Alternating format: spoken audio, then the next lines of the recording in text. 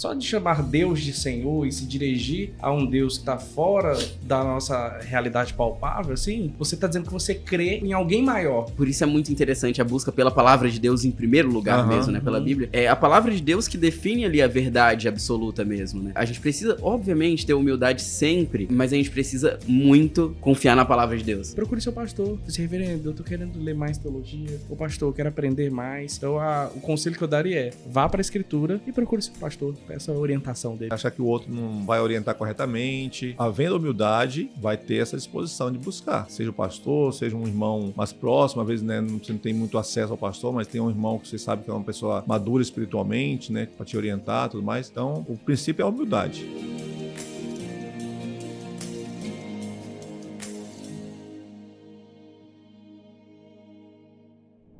Sejam muito bem-vindos ao podcast A Bíblia Responde, uma parceria entre a 2ª IPB de Ji-Paraná, a 4ª IPB também de Ji-Paraná e o Seminário Presbiteriano Noroeste do Brasil. A gente está no 2º episódio desse projeto. Vocês já devem ter visto o primeiro episódio, que foi com os pastores da 2ª IPB, pastor Evanderson e pastor Marconi. A gente conversou sobre a Bíblia no primeiro episódio. E hoje a gente está com 2 novos convidados, que vocês vão conhecer hoje, que são os pastores da 4ª Igreja Presbiteriana. Vou apresentá-los, depois a gente vai falar sobre o tema de hoje. Então, sejam muito bem-vindos, pastor Ivo, pastor Alberto. Eu confesso, gente, antes de vocês falarem, eu já vou confessar que eu tô um tanto quanto ansioso nesse episódio, e eu acho que é por conta da presença do reverendo Alberto, que é meu pai também, por acaso, né? Por acaso. Desde que eu nasci? Faz tempo, hein? Certeza? Com certeza. É bom confirmar, né? Aconteceu. Gente, sejam muito bem-vindos, estou muito feliz de vocês estarem aqui. Se apresentem e a gente começa. Primeiras crianças. Eu ia falar idade antes de beleza. Bom, eu sou o Ivo Tavares e eu tenho a alegria de servir como pastor na 4ª Igreja Presbiteriana aqui de Ji-Paraná, e o reverendo Alberto é meu chefe, eu auxilio ele lá na igreja. Bom, isso foi ele que falou, né? Chefe foi ele que falou. Então, eu sou... olá a todos, eu sou o pastor Alberto de Souza Júnior. Servimos ali na 4ª Igreja em Ji-Paraná, aqui em Ji-Paraná, né, com a graça de Deus. Estamos aqui para aprender, né, junto com o André, junto com o pastor Ivo, né, e crescemos juntos na palavra do Senhor, né? Sempre estamos crescendo, sempre estamos aprendendo, e que possamos, mais uma vez, nessa oportunidade, aprendermos mais um pouco, né, para fazer aquilo que Deus quer que nós façamos. Perfeito, muito bom.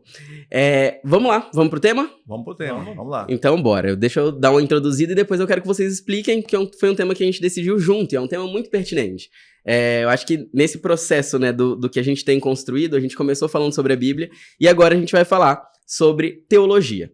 Você já parou para pensar que toda vez que diz algo sobre Deus, você está fazendo teologia?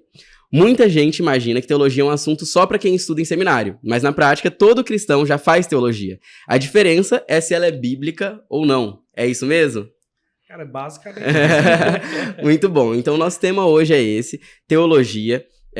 Por que ela importa e para quem ela importa, e a gente vai conversar sobre isso com os pastores. De onde veio a ideia de falar sobre isso nesse episódio, gente?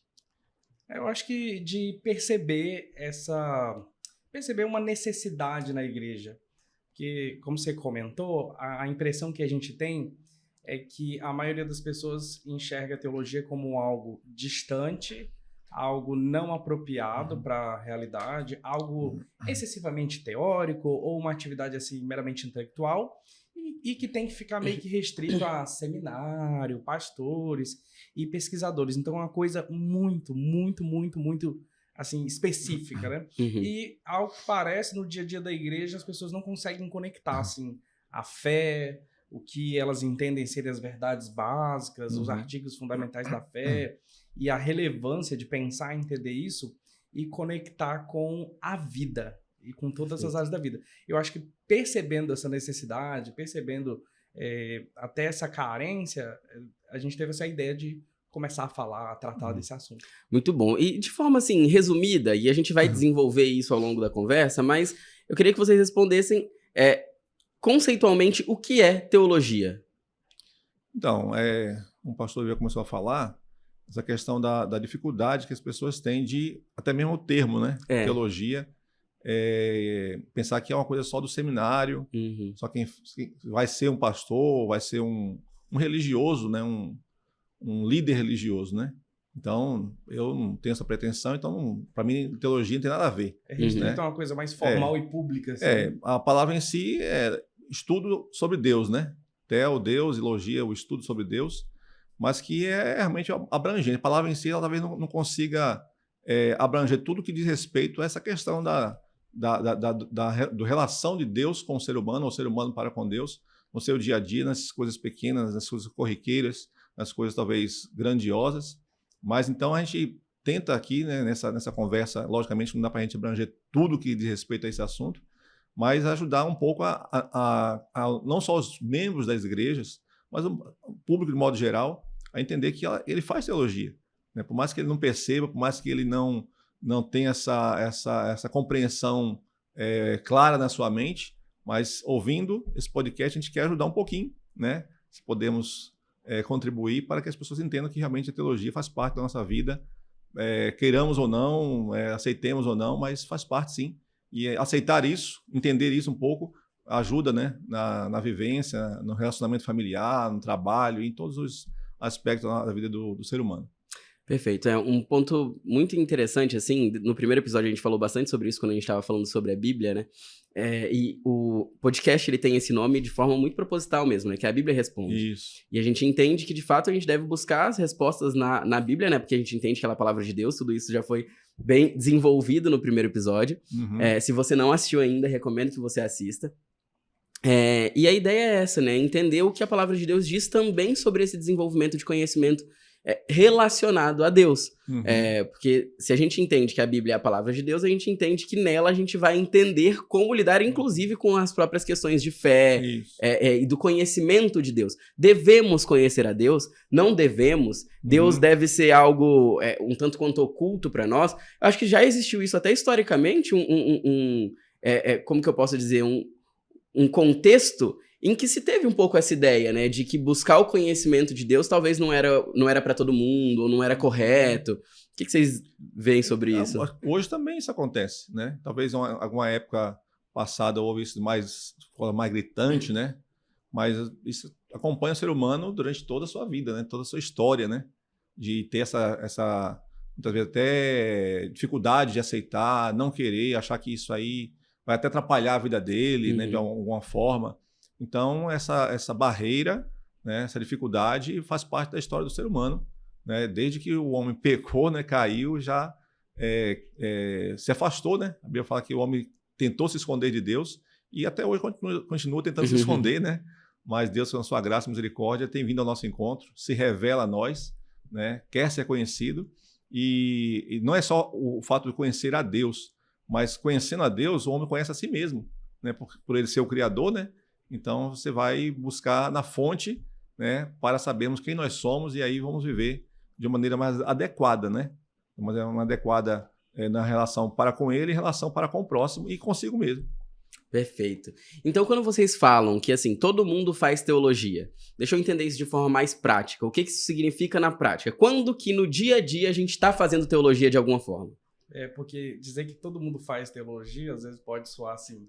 Todo mundo está escrevendo sobre teologia, né? Todo mundo está produzindo. Não, eu acordo de manhã, pastor, eu não saio de casa sem antes fazer uma declaração credal. Né? O que é declaração credal, né? Exatamente. Mas assim, fazer teologia é algo muito mais prático. O primeiro exemplo disso é, se você é uma pessoa que tem fé, se você crê em Jesus, se você é um discípulo de Cristo, muito provavelmente você ora. Ou pelo menos deveria, né? Deveria orar. Toda oração é um fazer teológico. Porque pensa numa oração assim, que a pessoa fala, Senhor, obrigado pelo dia de hoje, obrigado pelo pão de cada dia, que o Senhor nos proteja durante o dia, nos livre do mal, nos livre do homem mau. Veja só de chamar Deus de Senhor e se dirigir a um Deus que está fora da nossa realidade palpável, assim, você está dizendo que você crê em algo, em alguém maior. Então, você está crendo em Deus, você está falando muito sobre ele. Quando você agradece pelo pão, você está dizendo que existe um Deus cuidando providencialmente, a doutrina da providência. Deus preserva, Deus dirige e cuida os mínimos detalhes da sua vida. Quando você pede por proteção, você entende, você está declarando que esse Deus não está só aqui, ele também está em outros lugares. Porque você ora pelo seu filho que mora em outra cidade, ora pelo seu pai, pela sua mãe que está em outro lugar. Consequentemente, você entende que ele alcança esses lugares, Mas uma né? oração simples de 10 segundos, você falou um monte de temas teológicos e eles todos estão integrados. Então, e se você termina orando em nome de Jesus, é porque você entende que você é aceito por Deus em nome de Jesus Cristo, porque ele morreu na cruz por você está dizendo que você depende de um Salvador. Cara, você já fez muita teologia. Mas o que eu vejo, assim? Eu vejo que tudo isso faz muito sentido e é muito verdade, mas também eu vejo que muitas vezes esses movimentos, eles também podem ser muito mais de repetição do que de compreensão do que se está fazendo, sabe? Do que se está fazendo, né? Então, por exemplo, o Em Nome de Jesus mesmo, eu acho que é um excelente exemplo, né? Será que todo mundo entende que quando fala em nome de Jesus, o que isso significa teologicamente? Então, quando o pastor estava falando aqui, né? Ele falou a questão de orar, né? Você acorda, tal, você antes de sair, você ora. Algumas pessoas fazem isso, ou talvez muitas pessoas fazem isso. Outras não têm essa questão de parar para fazer uma oração, né? Mas muitas delas que não fazem essa oração, às vezes quando vai sair, ela já pensa, né? Ou para um pouquinho ali, ou mesmo não parando, ela vai caminhando e vai pedindo, né? A proteção, a direção, né? Que Deus guarde a casa que ficou, né?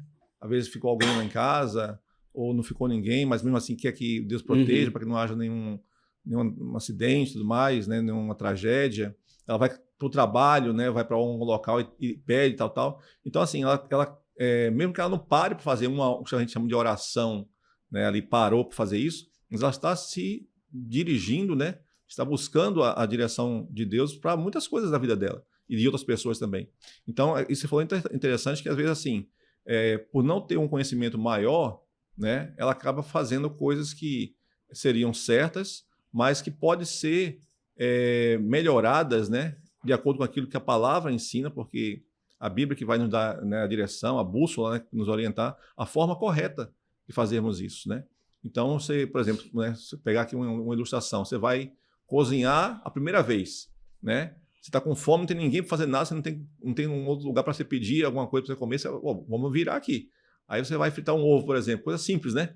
Mas se você não tiver uma experiência um pouquinho daquilo lá, você vai quebrar aquele ovo lá, tal, vai misturar, você não fez aquele ovo bonitinho, mas você viu, né? Mas você pode fazer melhor. Então, quando você vai estudar a palavra, você vai fazer aquilo que talvez você já faça no seu dia a dia, sem perceber, quando você fala assim, não, né? De maneira não pensada, consciente, assim. Mas você pode fazer melhor.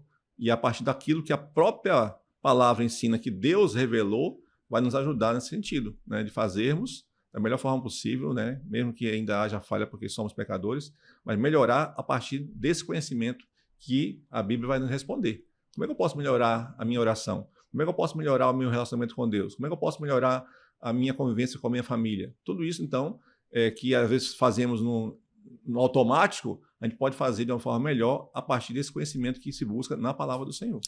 E aí, então, eu vou fazer uma pergunta que eu não sei o quanto ela... Pode falar, pode complementar. Complementando o que o Rev falou, e sobre fazer, não no sentido que a pessoa está tão consciente ou como se estivesse produzindo teologia. O fazer é o praticar. A prática já é imbuída. E como o Rev Alberto comentou, quando você toma consciência, é a partir dessa intencionalidade que a gente pode crescer, amadurecer, entender melhor algumas práticas que a gente, assim, nunca parou tanto para pensar, e isso faz muita diferença. Perfeito. A minha pergunta continua, então. A pergunta é, fazer melhor, evoluir, aprender, fazer um omelete em vez de fazer um ovo estranho, é uma opção ou é uma obrigação? Aí eu acho que é uma obrigação, eu acho que é um imperativo e que a pessoa tem a opção de não fazer também, né? Assim, é uma coisa que Deus ordena, eu acho que Deus espera da gente, mas que pode ser negligenciado. Então, eu gosto de pensar em termos assim, de antes crescer na graça e no conhecimento. Então, a fé é quando você entende o que Jesus espera de você, o que Deus espera da gente, naturalmente a gente se lembra de várias passagens bíblicas. A própria mensagem do Evangelho é uma mensagem que nos tirou das trevas e trouxe para a luz. e que a partir do momento que a gente tem um negócio que a Bíblia chama de vida, essa nova vida, essa vida em abundância, né? É natural que essa vida se desenvolva. Então, como uma criança, né? A gente espera que a criança continue crescendo, se desenvolvendo, o mais saudável possível, passando por todas as fases. Então, a vida cristã também tem isso. A Bíblia usa essa metáfora de crescimento. Então, eu acho que esse melhorar, esse crescer, é esperado. Eu acho que é um imperativo. Quando a gente opta por não fazer, nós estamos em frontal desobediência, mas nem sempre a gente é tão consciente disso. Você colocou opção ou obrigação, né? Exatamente. Eu penso que não é uma coisa nem outra. É um privilégio. Né? É um privilégio que Deus nos concede, né, de podermos conhecê-lo. Né? Quem conhece o Salmo 19, né, diz que os céus proclamam a glória de Deus. Né? Então, quer dizer, a natureza em si já mostra, né, já deixa claro que existe um ser superior, né, acima de tudo e de todos, mas o próprio Salmo 19 vai mostrar que a lei do Senhor que é perfeita, ela que restaura a alma, né, da sabedoria aos simples. Então, quer dizer, é um privilégio que nós temos, né, seres humanos, dado pelo Criador, de poder conhecê-lo. Né? Então, não é nenhuma, vamos dizer assim, marca o X no lugar certo, não é opção ali, né? E nem assim, não, você tem que fazer na marra, mas é um privilégio, né? Entender como opção ou como obrigação, fica aquela coisa, né? Ah, não sei, eu posso ter direito, posso não ter direito, tal. Mas quando você enxerga como privilégio, você vai querer, você vai buscar, você vai ter sede, você vai entender que é bom para você, né? Não é porque não é um remédio que você tem que tomar ali porque você está doente, né? Amargo, mas né? Não, mas é um privilégio, né? Citando mais uma vez Salmo 19, né? É mais doce do que o mel, o destilado dos favos, né? Então, quer dizer, não enxerguemos como opção nem como obrigação, mas enxerguemos como privilégio dado por Deus, conhecermos mais a Ele na palavra e dessa forma, então, termos uma vida que se adeque àquilo que Ele tem para nós. Perfeito. A minha visão sobre isso, e aí eu tô aqui falando e vocês podem me corrigir assim, tranquilamente. É bom que eu aprendo muito também, né? Mas eu vejo, concordo com ambas as visões, eu acredito que elas duas são muito importantes, né? Tanto a visão de que é um privilégio, como a visão de que é um imperativo. Porque é um imperativo que é um privilégio que ele exista. E eu diria que, assim, à medida em que a gente entende Deus e entende a palavra dele, a gente percebe que todas as coisas que ele nos ordena a fazer é tanto um imperativo como um privilégio, né? A lei do Senhor, ela é perfeita. E sendo perfeita, ela é um privilégio poder segui-la, ainda que muitas vezes não seja prazeroso. E muitas vezes esse conhecimento de Deus, ele pode não ser prazeroso ou não parecer prazeroso. Eu digo isso porque eu vejo que muitas vezes existe essa divisão entre o conhecimento e a experiência. A compreensão e a sensação e percepção, por assim dizer. E aí, muitas vezes, nessa divisão, vem essa questão. Parece que quanto mais eu conheço, mais eu me esfrio. Então, será que vale a pena buscar o conhecimento ou não é melhor viver um relacionamento mais quente, mais de relacionamento e não tanto de conhecimento, sabe? Vocês veem essa divisão acontecendo, assim, enfim, num contexto cristão? O que vocês me dizem sobre isso? Assim, faz sentido essa dúvida? Ela é real para muitas pessoas? Eu entendo que é mais um sinal de uma falta de compreensão correta da palavra, né? Porque às vezes a pessoa quer... Nós somos muito imediatistas. Então a gente quer uma coisa já acontecer agora sem aquele processo que deve acontecer, dessa aprendizagem correta, né? E não só uma coisa superficial, né? Para a gente poder então desfrutar só do momento, né? Só daquela ocasião. Por exemplo, né? Eu vou à igreja, então eu vou ali adorar a Deus, eu vou ali desfrutar da comunhão com Ele, da comunhão com os irmãos. Agora eu saio dali, aí é outra história, eu vou viver a minha vida. Né? Então, essa incompreensão, né? Essa dicotomia, né? De uma coisa é a igreja, ou momento de adoração, outra coisa é a vida secular. Né? Então, quando a gente vai para a palavra e realmente compreende devidamente, a gente vê que isso não acontece. Né? A adoração não pode ser um momento da nossa vida. Né? O relacionamento com Deus não pode ser em algumas ocasiões, né? Horário marcado, tal, local, é a vida toda, né? Então aí nem sempre a gente vai estar realmente, como você falou, a questão de estar frio, né? Tá quente. Tá. Vamos passar por essas situações porque nós somos ainda pecadores e tudo mais. Mas mesmo nos momentos que a gente se sente talvez mais frio, mais apático, ou até mesmo questionador, ou até com respeito à criação, a Deus, ele continua presente, né? E a gente vai saber isso aonde? Na palavra. Então não é o sentimento que determina, né? De frio, quente, alegre, triste, mas é o que a palavra do Senhor nos fala, que ele está presente. Não só porque ele é onipresente, mas ele é onipresente sim, mas está bem presente, né? Como o Salmo fala, né? Em todas as situações da nossa vida, atuando. Não é só um mero... espectador, né? Coadjuvante. Coadjuvante, observador. Não, ele está atuando o tempo todo na nossa vida. E como a gente sabe disso? Na palavra. É a palavra que responde, né, esse questionamento que muitas pessoas têm. Mas será que Deus realmente me ama? Será que Deus cuida de mim? Será que Deus... Quais são as ocasiões que eu posso contar com Deus? Né? Então são questões que a palavra vai mostrar aqui o tempo todo. Né? Pela graça dele, pela misericórdia dele, não em nós o merecimento, né? Mas ele resolveu se revelar, resolveu nos amar, resolveu cuidar da gente. E a gente conhecendo a palavra, então, frio ou quente, estaremos com Deus e Ele estará conosco. Inclusive, lá na igreja agora, a gente está fazendo uma série de exposições do Evangelho de João. E esse final de semana agora, o pastor Daniel pregou João 17. Né? Uhum. E acho que é o versículo 3 de João 17 que diz: E a vida eterna é esta. É a oração de Jesus. Ele diz: E a vida eterna é esta, que conheçam a Ti, o único Deus verdadeiro, e a Jesus Cristo a quem enviaste. Uhum. Jesus está colocando ali o conhecimento de Deus como um sinônimo de salvação. Uhum. E a gente, por exemplo, é só lembrar quando, sei lá, o senhor conheceu a Marta, ou quando você conheceu a Lala, para os mais próximos. A Lorena. Lorena. Hi, Lorena, que está ouvindo a gente. Assim, uma pessoa que você conheceu e... Hi, Lorena. Muito geração atual, né? Quando conheci a Evelyn também, enfim... Você quer passar mais tempo e você quer saber mais sobre pessoas que você admira.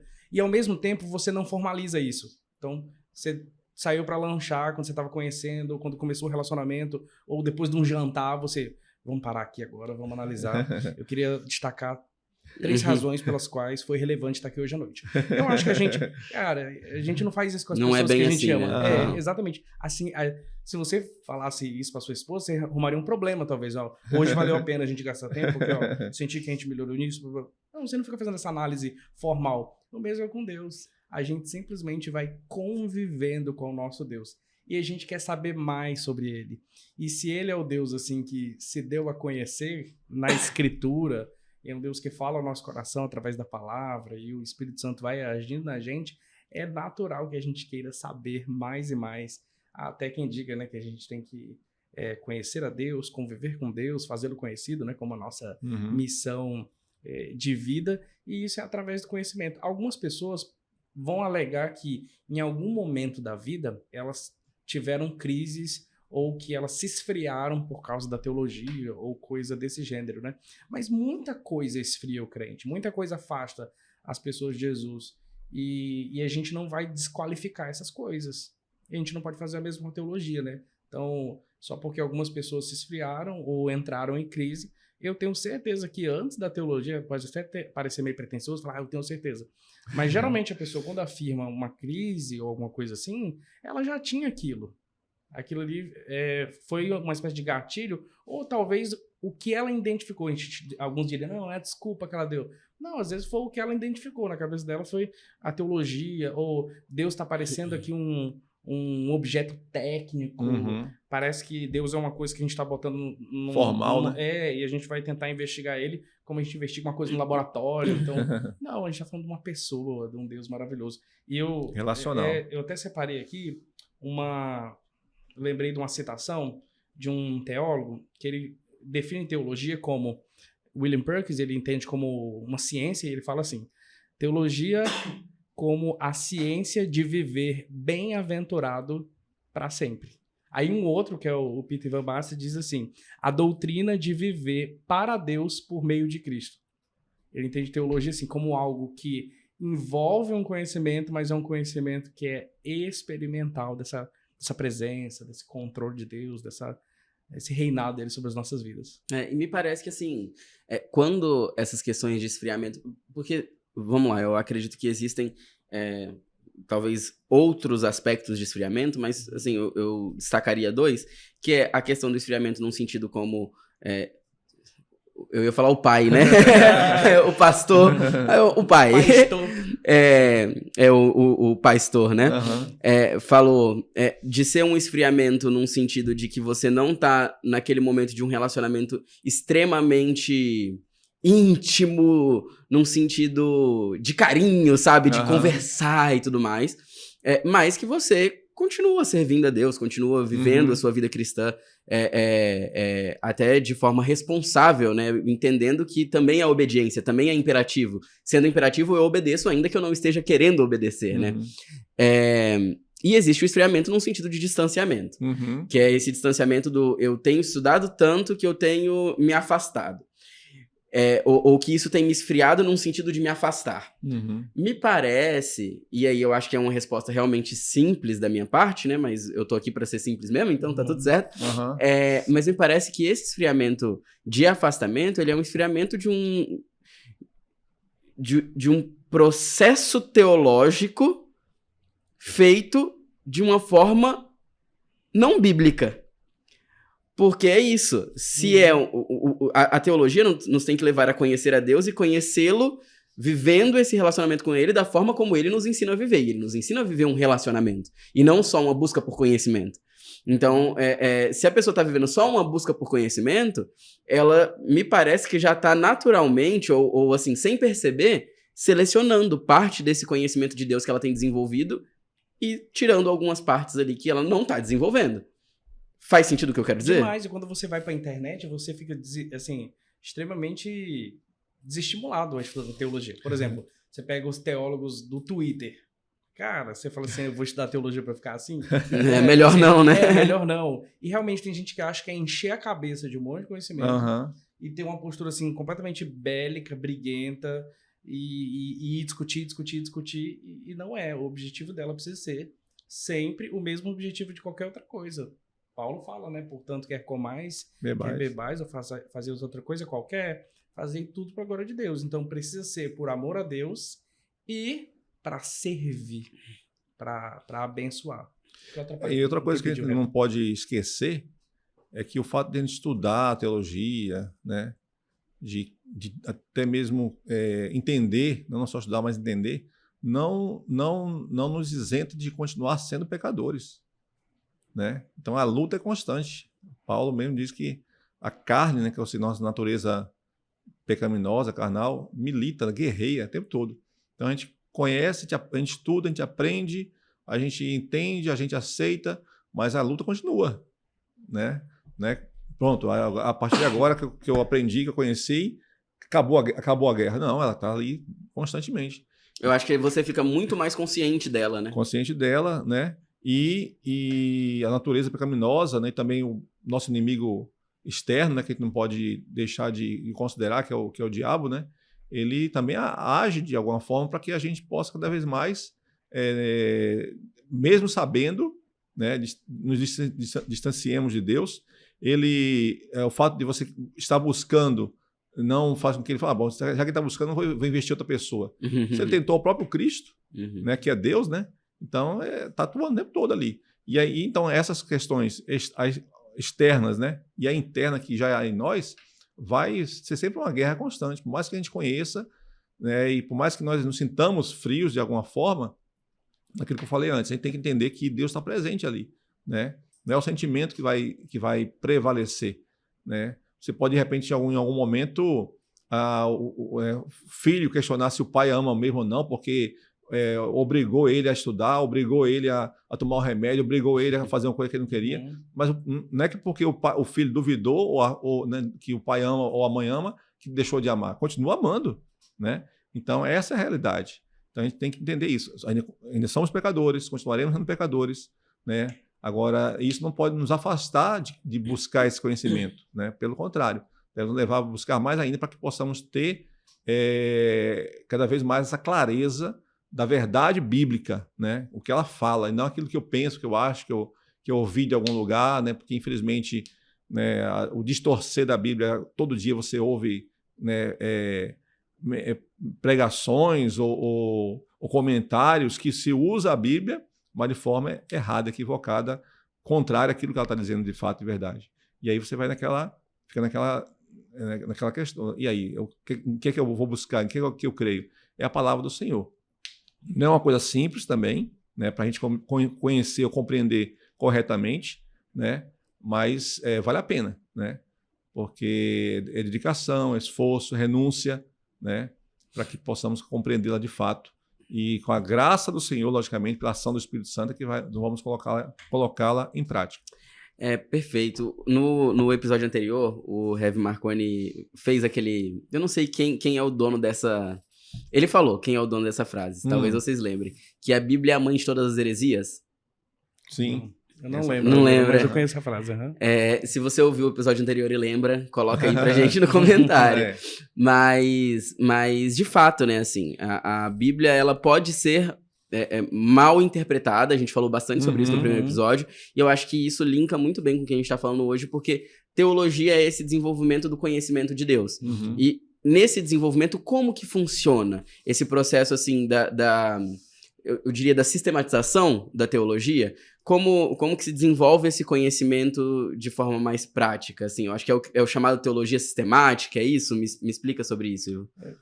E isso tem uma conexão muito grande com a sua pergunta anterior, porque é igual abotoar uma camisa, né? Quando você erra o primeiro botão, assim, já é ladeira abaixo. Os outros você vai errar também.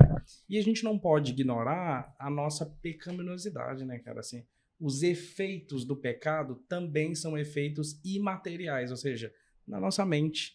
A gente tem uma dificuldade de entender as coisas da vida, a gente tem uma dificuldade de entender Deus, porque ao mesmo tempo a palavra de Deus tem coisa que é muito clara, mas tem coisa que é difícil também de entender. E aí essa luta, né, do espírito contra a carne, porque buscar a Deus, conhecer a Deus, conviver com o Senhor, obedecê-lo, não é uma coisa natural. É um processo sobrenatural, porque Deus que age na gente, infunde vida na gente através do Espírito Santo, para que a gente o busque, né? Ele tira o coração de carne, de pedra, coloca um coração de carne. E o que a gente chama aí, você citou da teologia sistemática, é justamente tentar organizar, mas vai organizar a Bíblia porque a Bíblia está bagunçada? Não é isso. É porque, embora a Bíblia tenha aí 66 livros, acho que cerca de 40 autores, ou pouca coisa mais do que isso, escrito no período ali de uns 1.500 anos, 3 línguas, essas informações gerais que a gente tem, embora ela tenha muitos autores, em muitas épocas, em muitos momentos distintos, no final das contas, a mente que está por detrás de cada livro da Bíblia é a mesma mente, que é a mente de Deus. Então, se o autor por trás de todos os autores bíblicos é um só, então é natural que a gente espere e perceba uma uniformidade entre todos os livros da Bíblia. Eles têm muita conexão, né? De modo que você não entende o Novo Testamento direito se você não conheceu o Antigo. E o Antigo sem o Novo parece estar incompleto, faltando coisa ali. Então, a teologia sistemática ela vai tentar responder uma pergunta. O que toda a Bíblia diz sobre esse tema? Por exemplo, pecado. O que a Bíblia diz sobre pecado? Se você lê só o livro dos Salmos, você só tem o livro dos Salmos. Se você quiser desenvolver e entender assim, o que é pecado, só no livro dos Salmos, você vai ficar com um entendimento limitado. Né? Ou morte, por exemplo. O que é a morte? Só no livro dos Salmos, você vai ter Salmo dizendo que os mortos não louvam. Aí, mas você vai para o Novo Testamento e você entende a realidade do seio de Abraão. Aí, para Apocalipse, os mártires estão no céu falando coisas. Aí, sabe, se você não juntar a Bíblia toda, e a gente tem aquela mania assim, né? Me mostra um versículo. A gente gosta do texto prova, né? Como se a Bíblia fosse assim. A gente tem um monte de ideia e a gente vai procurar textos que provam que eu estou certo. Mas, na verdade, a teologia a gente faz com toda a Escritura. Mas a ideia básica que eu acho é essa, de que, poxa, se a mente de Deus é a mente por detrás do livro dele, então existe uma organização, que é uma organização lógica e temática. Isso mesmo. Comentário? Não, tá tranquilo. Porque Tá certo. a gente crê dessa forma, né? O autor, escritores são vários. Acho que falaram da inspiração Mas no o outro autor- episódio, né? A inspiração da escritura. Perfeito, não falamos. E, inclusive, vocês comentaram sobre isso também, que foi um ponto assim, que eu achei muito interessante que o pastor Evanderson trouxe, que é a necessidade do agir do Espírito Santo mesmo, né? Da conversão para que a gente compreenda a Bíblia. Que a gente estava falando sobre a dificuldade, né? Que a gente falou justamente isso, de que ela é a palavra de Deus quando compreendida de forma completa. Isso foi mencionado no episódio anterior, e eu acho que muitas coisas a gente vai repetir porque são verdades absolutas e precisam ser mencionadas mesmo. E aí veio o desafio, né? Então, como compreender, né, a Bíblia da forma correta? E o primeiro ponto é esse mesmo, né? É que o Espírito age em nós para que a gente consiga ler sem a cortina, né? Que só ele pode tirar dos nossos olhos e compreender. O mesmo Espírito que inspirou os escritores ilumina os leitores, os ouvintes, para que possam entender, aprender o que os escritores quiseram Parece dizer. até que vocês vieram da mesma escola. O Evanderson falou exatamente isso. Passou sem pressão, né? Que frase bonita, né? Vou escrever. Muito bom. O mesmo espírito que inspirou os autores ilumina os leitores. É isso aí, Olha muito só, bom. que frase Inclusive, bela, reverendo. Pessoal, eu tô contando pra eles do que foi dito no primeiro episódio, porque o primeiro episódio não saiu ainda. Nesse momento em que a gente tá gravando. Então, por isso que eles não sabem o que saiu no primeiro episódio. Se você que vem do futuro, conta como é que foi o episódio. Exatamente, é isso aí. Mas, assim, é muito interessante isso. E isso é algo que eu percebo, assim, o quanto quem não tem essa vivência, né? Enfim, de igreja, pelo menos a vivência que a gente tem, não entende isso. E muitas vezes olha para essa questão da interpretação bíblica de forma extremamente enviesada. Tipo, cada um interpreta como quer, né? E usa a palavra de Deus para dar resposta, como você falou, né? Aos seus pensamentos, né? E a gente vê, assim, o quanto precisa existir e o quanto existe mesmo esse cuidado no movimento de interpretação da palavra de Deus e do desenvolvimento dessa sistematização das teologias, né? Para que essas respostas, elas não tenham viés, né? Elas não sejam enviesadas, elas venham de fato do que Deus quis dizer, né? Na palavra dele de forma completa, para que a gente entenda temas diversos. Falando sobre temas diversos, me dá um exemplo prático, assim, do que seriam esses temas diversos que a gente tem já sistematizados, assim. Salvação, doutrina sobre Deus, doutrina sobre o homem. Eu estou falando doutrina, mas, por exemplo, o nome técnico é teontologia. É o estudo do ser de Deus e das obras de Deus. Perfeito. Trocando então, seria tipo assim, conhecimento do homem à luz de Deus. Isso, exatamente. Conhecimento de Deus à luz de Deus. É como se a gente estivesse estudando a opinião de Deus sobre essas coisas. Sobre todas as coisas, né? E o achismo de Deus é absoluto, né? Perfeito. Tem teologia do trabalho? Tem, com certeza. Tem teologia dos relacionamentos, do casamento, da família, de tudo. É isso? A partir do momento que você entende qualquer área da vida e qualquer tema a partir da escritura e da fé em Jesus Cristo, você está fazendo teologia. Até no começo foi citado isso, porque às vezes a gente fala de teologia e fica restrito ao acadêmico, né? Porque existem diferentes tipos de teólogo. Por exemplo, tem o teólogo, a gente é teólogo eclesiástico, né? Ou seja, nós somos teólogos da igreja. Então, a gente estuda a escritura, tenta entender, busca outros autores, né? Eu citei aqui, as citações que eu dei aqui agora, eu tirei de um livro de um pastor chamado Kevin DeYoung, e ele argumenta lá que a teologia precisa ser feita biblicamente, ou seja, a partir da escritura, racionalmente, não é racionalismo, racionalmente, ou seja, precisa fazer sentido, mas ela também tem que ser humilde, porque a gente depende de Deus e principalmente a gente depende de outras pessoas também. E ela precisa ser doxológica, ou seja, que doxologia é adoração, louvor, ou seja, o nosso viver precisa ser um viver para a glória de Deus. E o que eu quero dizer com isso é que todos nós somos teólogos. Todos nós somos todos teólogos. O R.C. Sproul tem um livro com esse tema, né?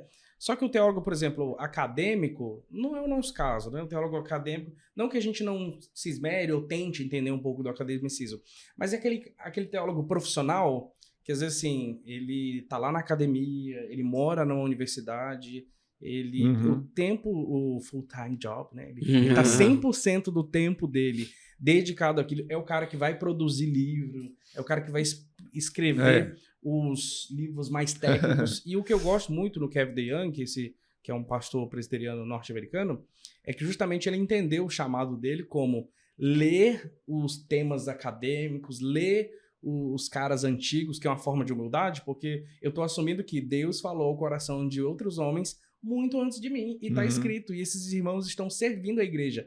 É até acho que tem um pastor chamado Herman Bavinck que fala que é a fé viva dos mortos.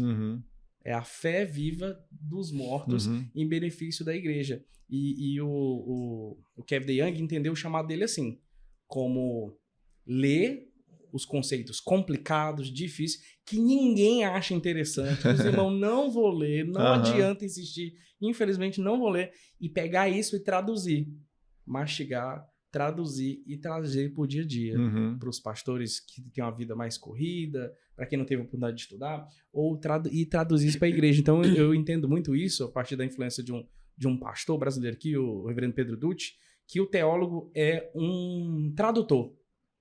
A gente vai traduzir teologia e vai facilitador também. Um facilitador, para que as pessoas compreendam e vivam essa vida a partir do Senhor. E essa palavra humildade aí é essencial, né? Porque quando a gente se acha, né? Questão da presunção, aí não preciso mais aprender nada, não aceito a opinião do outro, a minha opinião sempre é a certa, é a melhor, né? Então, se não houver humildade, não vamos crescer, não vamos buscar, né? Nem na palavra, nem num outro que já, como o pastor falou, né? Que já estudou anteriormente, que já debruçou ali, que pesquisou tudo mais, chegou naquela conclusão, que pode me ajudar muito, mas se eu tranco meu coração, não tenho essa humildade, eu não vou buscar, vamos perder, né? E a própria palavra de Deus fala, né, que a soberba precede a ruína, né? Então, não vamos crescer nunca, que a humildade nos dá essa oportunidade, né, mais uma vez, o privilégio de realmente buscarmos, aprendermos, crescermos, né, e também passarmos adiante, não só ficar para a gente, mas passarmos adiante aquilo que, né, aprendemos com outras pessoas que estudaram antes da gente, né, que pesquisaram e tudo mais. Então, é essencial, né, essa humildade.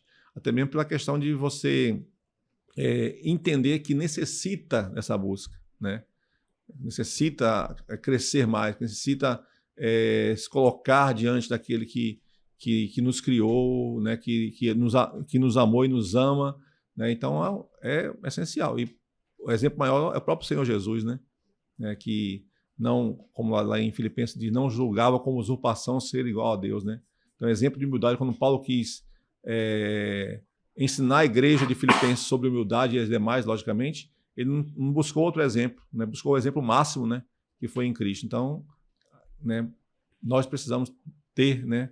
E para termos, temos que pedir ao Senhor, né? Que nos faça a mente ter corações humildes para que possamos aprender, sempre crescendo, sempre aprendendo e também nos dispondo a ajudar outras pessoas a crescerem também, a buscarem e viverem segundo a vontade do Senhor, para a glória do Senhor, né? Como já foi aqui citado o texto de Coríntios. Tudo para a glória de Deus. A presunção, eu vejo que existe a presunção que te faz não buscar o conhecimento, né? Como você estava falando. Mas, assim, eu sou presbiteriano desde que eu nasci, né?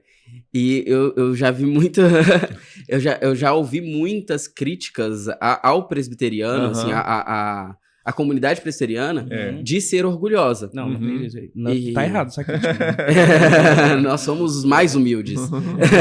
Não, mas assim, que é um risco mesmo. Eu vejo que é um risco mesmo. Com certeza. A presunção e o orgulho de buscar o conhecimento. Sim. Né? De desenvolver o conhecimento teológico e tudo mais. E um risco que isso nos coloca, né? De chegar nesse lugar de presunçoso, de só eu sei, ou eu sei mais do que todo mundo, e tudo mais. E aí, essa crítica, ela é verdadeira, ela não é? Como que... Eu poderia responder assim, realmente, é um risco. É um risco você não ser humilde numa coisa que você é muito boba.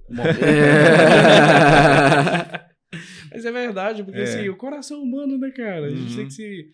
Eu gosto de pensar sobre assim, que eu acho que às vezes a gente ignora ou deixa passar despercebido os efeitos do pecado na nossa vida. Então, é de se esperar que homens sejam vaidosos. E essa autopercepção, esse sondar o próprio coração, cara, é muito difícil e às vezes não é uma coisa que a gente está tão esmerado, tão atento assim. A Bíblia diz que tudo que não é feito, tudo que não provém de fé é pecado. E tudo que não é feito com amor também é pecado. Então não adianta a pessoa saber ou ser um conhecedor ou ser muito bom, porque Deus dá dons, Deus abençoa a pessoa ser muito bom numa área, numa coisa, se ela não tiver amor.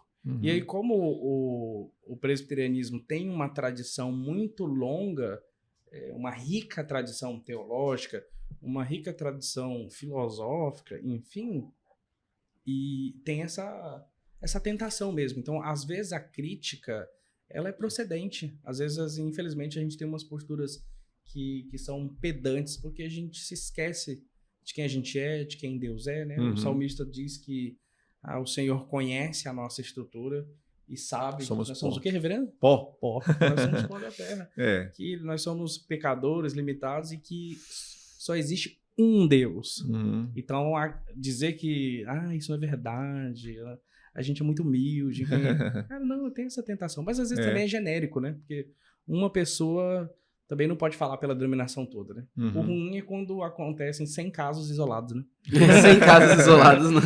Aí não dá pra defender, não. Tanto existe de fora, né? Pessoas que não são do meio presbiteriano, muitos pensam isso e falam isso, como também dentro, né? Da igreja presbiteriana, pessoas que também pensam isso, né? Que nós somos melhores do que fulano, do que a igreja tal, porque a denominação tal.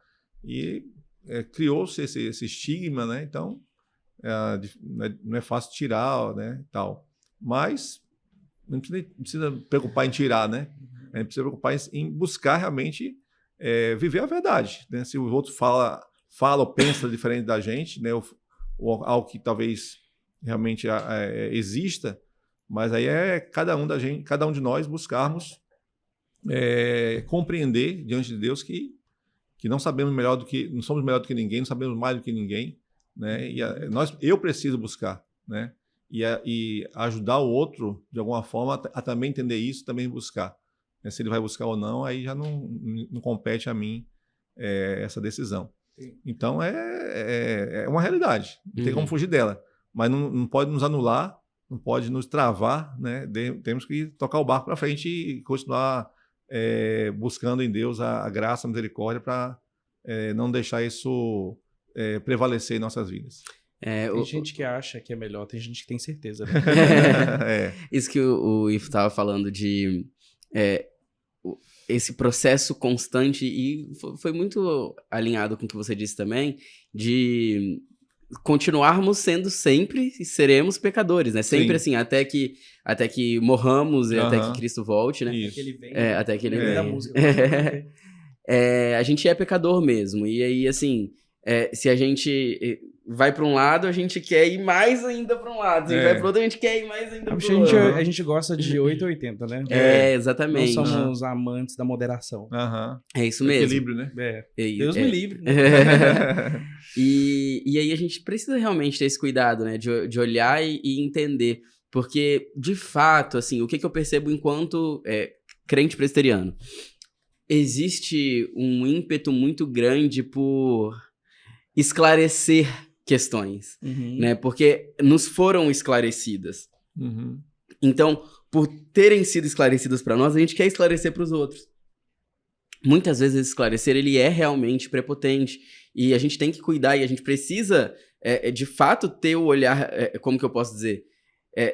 Ter dúvidas sobre nós mesmos, porque somos pecadores. Então é isso de, Senhor, como que tá? Meu coração tá correto mesmo? Eu tô fazendo isso com a intenção correta, pra tua glória, pra edificar a vida dos outros e tudo mais? Eu tô fazendo isso pra de alguma forma me aparecer, crescer em cima dos outros e tudo mais? Mas existe esse ímpeto, né? Quando a gente entende a palavra de Deus e o que ela diz sobre, enfim, qualquer assunto que seja, e a gente vê muitas vezes isso distorcido, né? Isso sendo distorcido, seja intencionalmente ou seja por ignorância mesmo. Ignorância não num sentido pejorativo, mas num sentido de falta de conhecimento mesmo, simples. A gente olha e fala, poxa, eu preciso explicar isso, eu tenho, como é que eu não passo esse conhecimento, né? Eu preciso conversar para que a pessoa entenda o que a palavra de Deus diz e não o que eu acho e tudo mais. E aí, muitas vezes, a gente pode cair nesse risco mesmo de alguma forma, ser orgulhoso. É isso, a gente não pode parar. Eu acho que esse é o caminho mesmo, né? Não dá pra parar, mas tem que sempre estar atento, né? O pastor Alberto citou um tempinho atrás aí o Salmo 19, né? E eu tô com o Salmo 19 aberto aqui, desde o começo. Que é dia de... pela parte da manhã eu gosto de deixar uma Bíblia aberta. Só brincadeira. Brincadeira. O Salmo 19 aberto. E o Rev citou sem ver, né? Tem gente que não acredita em Deus. Né? Mas eu gosto Isso muito é uma brincadeira. Versículo 12, ó. Quem é que possa discernir as próprias faltas? Absolve-me das que me são ocultas. Nem tudo a gente percebe, nem tudo tá tão claro, né? Então, se a gente não buscar essa postura de autoexame e de, pasmem, admitir a possibilidade da gente estar errado, né? Eu não lembro qual foi, eu tava lendo um artigo um tempo atrás e ele falou... Essa frase que eu vou dizer foi muito interessante. Que tem muita relação com o pecado, né? Que o ser humano, ele tem a falsa... Eu queria lembrar a frase exata, não vou lembrar não. Mas a falsa sensação de que dentro dele existe algo... Tipo assim, existe um bloco tão bom capaz de avaliar o restante para saber se tá bom ou se não tá o resto dele mesmo, sabe? E quando a gente entende que nós somos pecadores... e que o pecado, ele tá na gente mesmo, a gente entende claramente isso. Nós não sabemos onde nós acertamos ou onde nós erramos se a gente não for para um lugar que é, de fato, um gabarito, sabe? Não no sentido de lei puramente, mas no sentido de espelho, sabe? Esse é o espelho do que eu deveria ser, e é isso que eu estou sendo. Então, olhando para o que eu sou e para o que eu deveria ser, agora eu consigo encontrar. Porque se eu olho só pra mim, pra me autoavaliar, sabe? A minha consciência avaliar o que eu faço, a chance de erro é enorme, porque a minha consciência ela é errada, então ela vai olhar pra erros que eu cometo e vai encontrar sinergia. E aí é uma sinergia que nos engana, né? E essa questão do engano acontece muito quando a gente tem a tendência de ficar fazendo comparações, né? Me comparando com outra pessoa. Então, naquilo lá, coitado, nem sabe, né? E eu sou muito melhor do que ele, sou melhor e tudo mais. E a própria teologia, realmente, o estudo dela infelizmente, pode, se for mal compreendida e mal praticada, levar essa questão, né? Desse orgulho, dessa presunção, da falta de humildade, né? Aí eu lembrei aqui da carta de Coríntios, quando Paulo escreve a essa igreja, né? Que pelo que ele mostra aqui, a questão dos dons espirituais, que eles se achavam, né, melhores, porque tinham todos os dons espirituais, tal. E aí Paulo escreve aqui, por exemplo, no capítulo 12 de Coríntios, ele fala acerca dos dons espirituais, né? Capítulo 14, ele fala o dom de profecia superior ao dom de línguas. E aí, por acaso, tem o capítulo 13. Não é por acaso? Não, né? E fala sobre querer, né? amor, né? Sobre amor. Então, quer dizer, você falou a palavra intenção aí, eu lembrei disso aqui.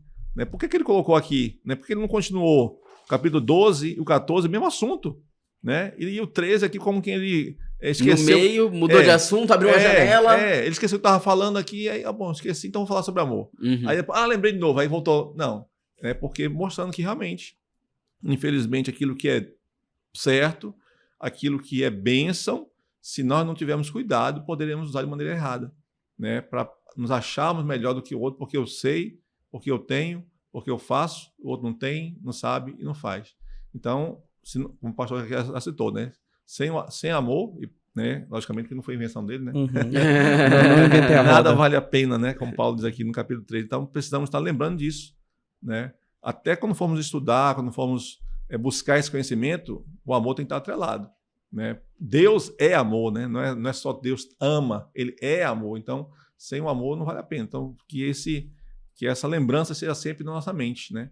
Para que não nos deixemos levar pelo conhecimento para uma presunção, mas para uma busca de aprender mais e nos dispormos a servir, né, a Deus e também ao nosso próximo, né, que é o cumprimento da lei de Deus. Perfeito.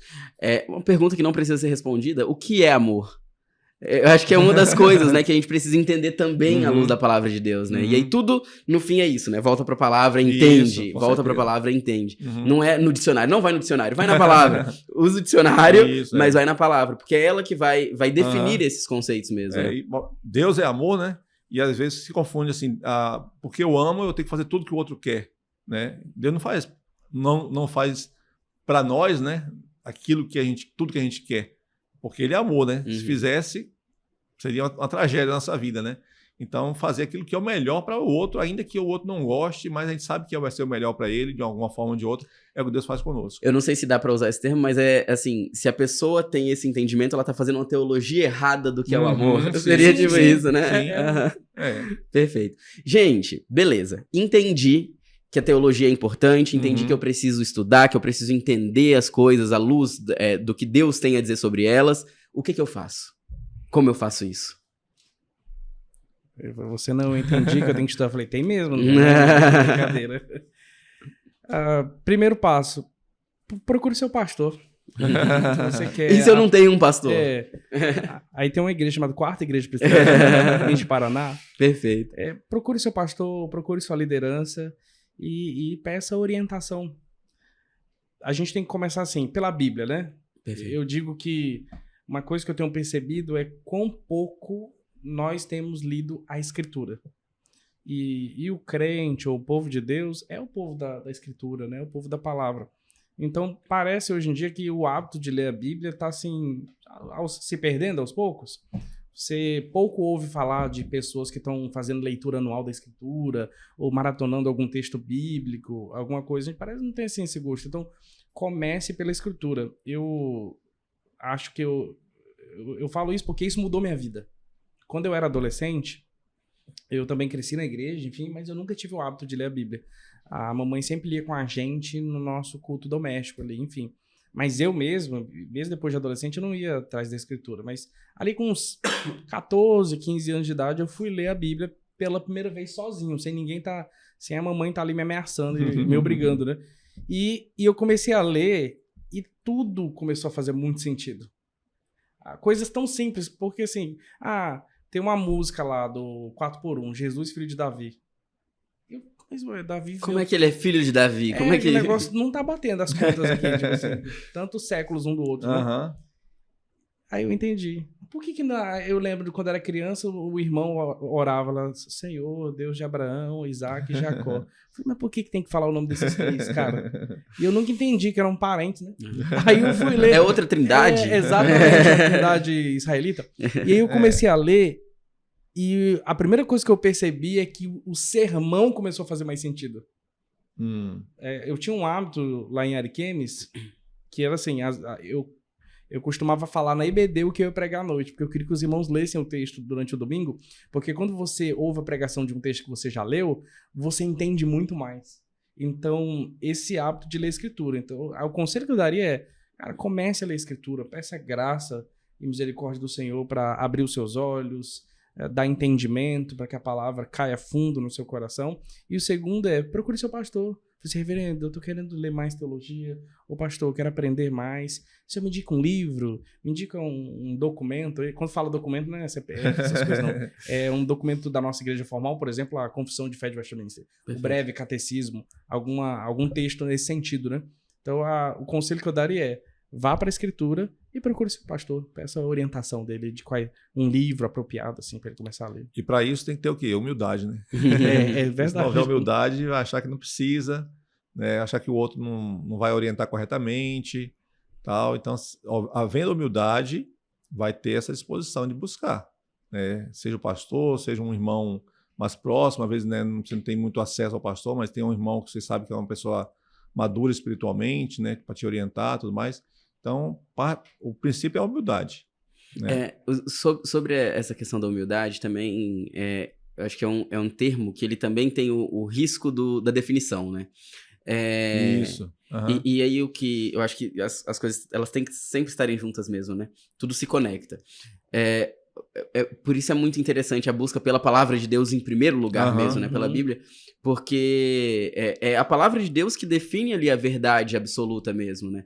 Então, a gente precisa, obviamente, ter humildade sempre, mas a gente precisa muito confiar na palavra de Deus. Uhum. E aí, muitas vezes, é importante, a gente falou bastante sobre isso no primeiro episódio, e aí o Marconi também, o pastor Marconi mencionou os bereanos, que eles ouviam Paulo, eles acatavam Uhum. a partir de uma análise da palavra de Deus. Uhum. Isso é muito importante, Atos né? 17. E por isso é tão importante mesmo que a gente tenha esse relacionamento com a palavra de Deus. Porque a humildade maior, digamos assim, ou assim, a submissão definitiva é a ela, né? E aí, as lideranças, à medida em que essas lideranças também estão submissas à palavra de Deus, né? Uhum. Isso acho que é um ponto muito importante. A gente Isso. costuma dizer, né, que a escritura é a nossa única regra de fé E e prática. prática. Então Perfeito. significa que a escritura vai orientar e direcionar a maneira como você pensa e a maneira como você vive. Uhum. Pensa o quê? Tudo. Tudo. Como a gente pensa tudo a partir da escritura. E a escritura não é fórmula de bolo, Uhum. não é fórmula, não é receita de bolo, né? Uma receita de uma refeição, assim, Uhum. ali que você tem que seguir e fazer. Faça isso, isso e isso. Mas ela traz os princípios. Princípios. Ela é objetiva no sentido de que Existe uma verdade existe definida. a verdade, existe o certo e existe o errado. Não é relativo, não é a partir da sua leitura, não. Mas existem áreas da vida, melhor colocando, né? Que são meio cinzentas, assim, né? Que Deus não tá escrito na escritura que cor de camiseta você tem que usar hoje, que profissão você tem que escolher. Mas existem princípios. E aí, nessas horas, o que é certo e errado tá lá, na lei de Deus, já definidinho. Mas para você viver completamente assim, na dependência do Senhor, em obediência, você precisa buscar essa sabedoria e essa dependência. E a escritura é a orientação. É essa Verdade. direção. Perfeito. É isso aí. Posso dar outra dica? Pode, deve. Coisas que eu vejo que, assim, ajudam demais. Primeiro, assim, frequentar o culto da igreja, né? O culto da igreja é a exposição da palavra de Deus. Então, a gente conhece a Deus, a gente conhece a palavra de Deus no culto. A gente tem pastores que estão ali durante a semana toda preparando um conteúdo, como você falou, né? Mastigando o conhecimento que vem da palavra de Deus para entregar esse conhecimento pra gente. Uhum. Então, vou trocar o termo mastigando para cozinhando, Uhum. no sentido de que tá preparando aquele prato Uhum. recheado de Bíblia, recheado de teologia para entregar. Não que o culto seja só para isso, porque o culto é para cultuar, mas a gente cultua Deus obedecendo e conhecendo a palavra de Deus também. Então, culto. Escola dominical, estudo bíblico. Uhum. Acho que também ajudam demais, né? Acho não, né? Ajudam demais. Uhum. Que são momentos em que a gente desenvolve mais o conhecimento teológico, de assuntos paralelos, enfim. Então, recomendo muito também. Perfeito, cara, perfeito. Inclusive, eu acho que a gente não falou sobre isso no episódio ainda. Ok. Vocês, nesse momento, estão com uma série eu vou deixar vocês falarem, na terça-feira, né? É o estudo bíblico de vocês? Isso. Falem aí. Então, terça-feira, o estudo bíblico tem sido dessa forma, né? De passar aos irmãos, né, que estão participando e todos que puderem participar, esse entendimento que a teologia é para todos, né? Não é para alguns só, né? E não é fácil de quebrar esse paradigma, né, de que é para alguns só, mas aos poucos tem sido colocado isso para os irmãos e a participação, né, a busca por realmente entender isso, a aceitar essa verdade, viver essa verdade. Então tem mais o que conversar além do que a gente já conversou Oh, hoje? muito mais. Tem muito mais. Eu acho que a gente ficou na introdução. Isso. Vamos começar o podcast agora? Eu Então. fiquei assim, meu Deus, já deu 1 hora e a Terça-feira, gente tá na introdução. né, terça-feira, 19h30, na Quarta Igreja. Onde fica a quarta igreja? Rua Antônio Adriano, 59, bairro Urupá. Bem fácil de achar. Perfeito, muito bom. Tá, já que o estudo bíblico da quarta igreja é na terça, também vou divulgar o estudo bíblico da segunda.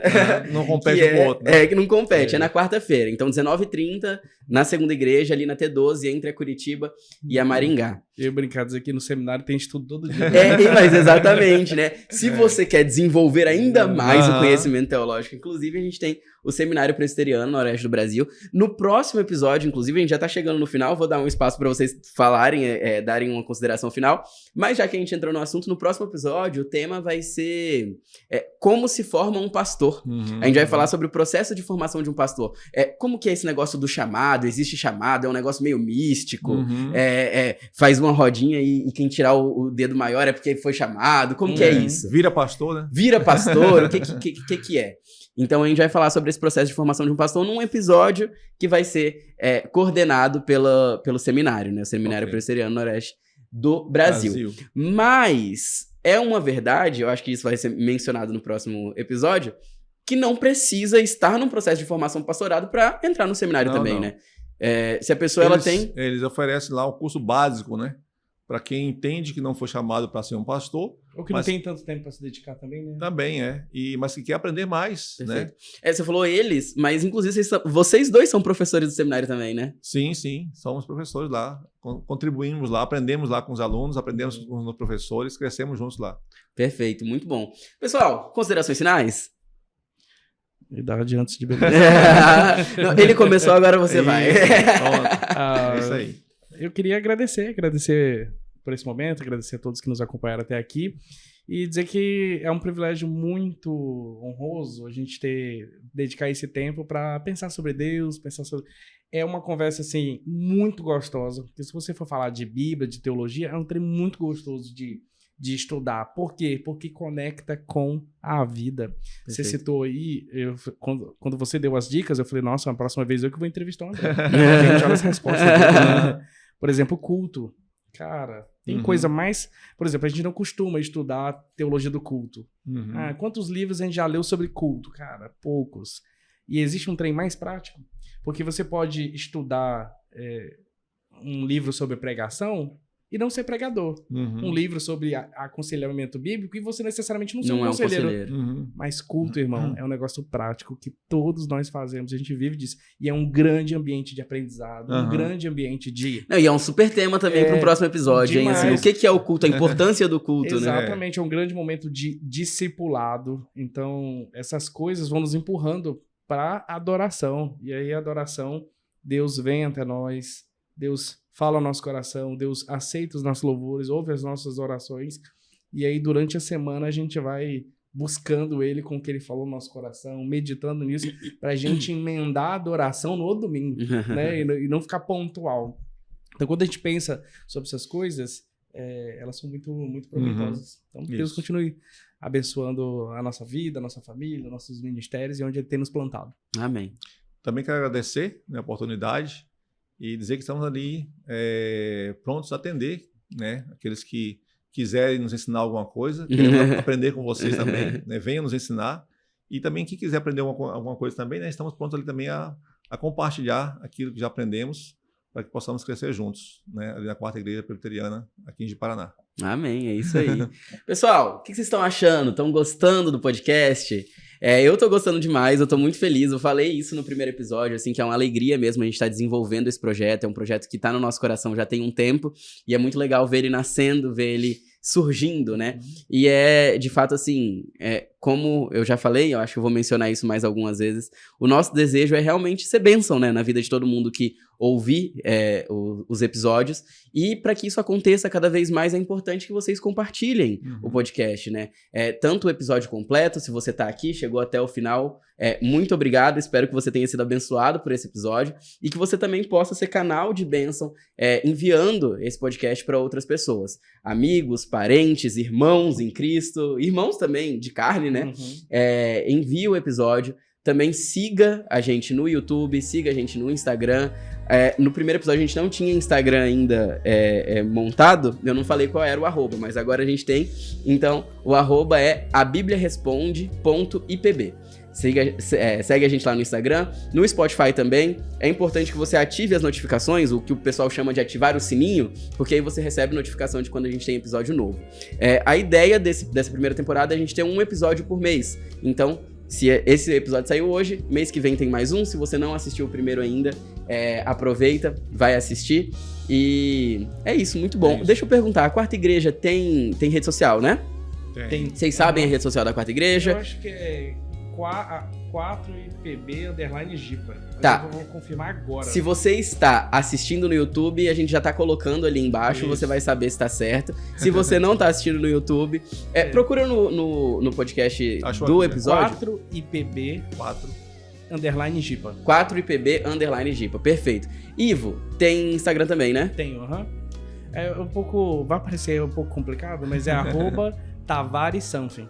Something. Aham. É Someting? Literalmente, Tavares Someting. Alguma coisa. Literalmente Tavares alguma coisa. Ok, perfeito. Low profile, que chama, né? Sem perfis. Isso. Meu sonho.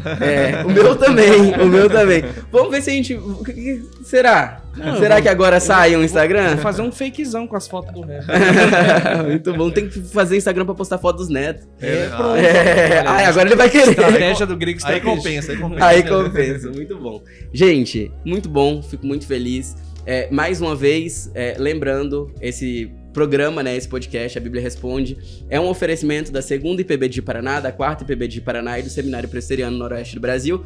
Vocês encontram, né, a 4ª igreja aqui no bairro Urupá, a 2ª igreja ali na T12, mas a gente também tem 6 igrejas, né, 6 IPBs aqui em Paraná, distribuídas pela cidade. Então, assim, encontre a mais próxima à sua casa ou a que você se identificar mais também, e vamos servir a Deus junto, vamos aprender sobre Deus juntos. Amém? Amém. É isso aí. Tchau, tchau, pessoal. Valeu, pessoal. Valeu.